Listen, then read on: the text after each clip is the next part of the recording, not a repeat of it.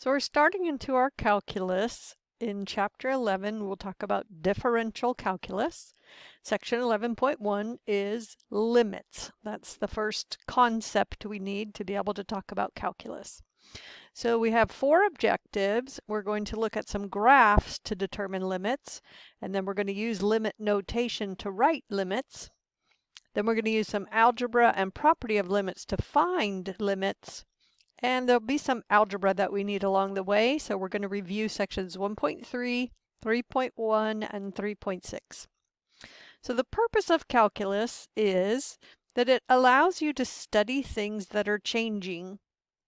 You can think of it as the mathematics of change. If you think back to algebra, everything you studied was not changing. If you studied things in motion, their speed was constant.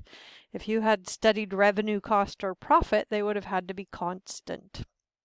So we want to be able to study the rate of change of revenue, cost, and profit. We want to know how fast are they changing.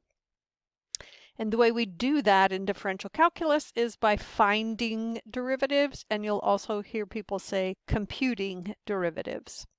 The process is called differentiation, so you hardly ever hear that.